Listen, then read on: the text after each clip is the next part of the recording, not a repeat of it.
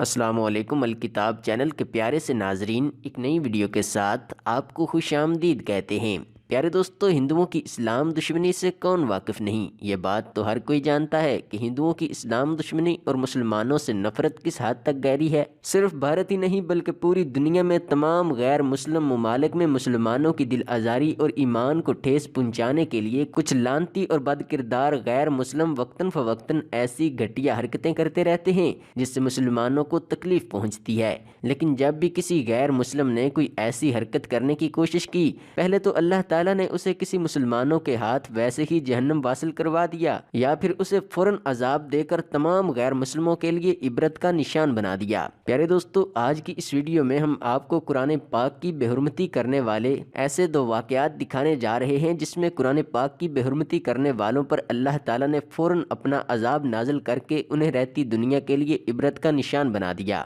اگر آپ بھی ان واقعات کے بارے میں مکمل تفصیلات جاننا چاہتے ہیں تو آپ سے التماس ہے کہ اس چھوٹی سی ویڈیو کو آخر تک لازمی دیکھیے گا، اور اگر ابھی تک آپ نے اس چینل کو سبسکرائب نہیں کیا تو ابھی ویڈیو کے نیچے ریڈ بٹن پر کلک کر کے آپ ہمارے سبسکرائبر ضرور بن جائیں تاکہ ہماری آئندہ آنے والی ہر ویڈیو بھی آپ تک بآسانی پہنچ سکے۔ پیارے دوستو، قرآن مجید دین اسلام کی مقدس اور مرکزی کتاب ہے، اور قرآن پاک کے متعلق تمام عالم اسلام یعنی تمام مسلمانوں کا یہ پکا ایمان اور عقیدہ ہے کہ یہ کلام الہی ہے، اور اسی بنا پر قرآن مجید کو انتہائی محترم اور قابل عظمت کتاب سمجھا جاتا ہے۔ اسی کتاب کو نبی رحمت حضرت محمد مصطفیٰ صلی اللہ علیہ وآلہ وسلم پر وحی کے ذریعے اتارا گیا، اور یہ وحی اللہ تعالیٰ کے مقرب فرشتے حضرت جبرائیل علیہ السلام لاتے تھے۔ پیارے دوستو، یہ مقدس کتاب پوری انسانیت کے لیے نہ صرف زندگی گزارنے کا طریقہ بن کر نازل ہوئی بلکہ ہماری آخرت کے بارے میں بھی قرآن مجید ہمیں واضح طور پر بتاتا ہے کہ اس زندگی میں کیا کام کرنا ہے اور اس زندگی میں کیسے رہنا ہے، اور جب ہم مر جائیں گے تو اس کے بعد ہمیں کون سے امتحان سے گزرنا پڑے گا۔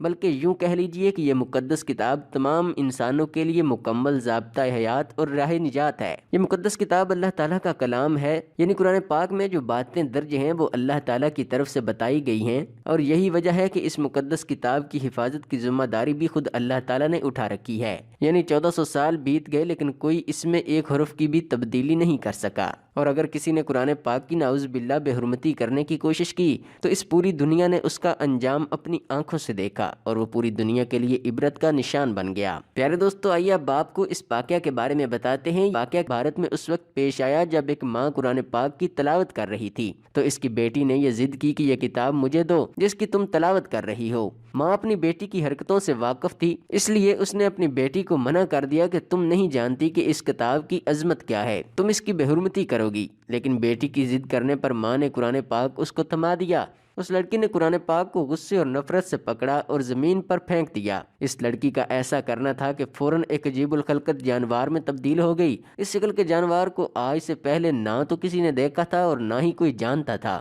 اس عورت نے اپنی بیٹی کو لیا اور مختلف اسپتالوں میں ڈاکٹروں کی منتیں اور ترلے کر رہی تھی کہ میری بیٹی کو پہلے جیسا کر دو، لیکن ڈاکٹروں کا ایک ہی جواب تھا کہ طبی سائنس میں نہ تو اس سے پہلے اس طرح کی کوئی چیز دیکھی گئی ہے اور نہ ہی کوئی اس کا علاج ہمارے پاس موجود ہے۔ بے شک اللہ تعالیٰ قرآن کی بے حرمتی کرنے والوں کے لیے کافی ہے۔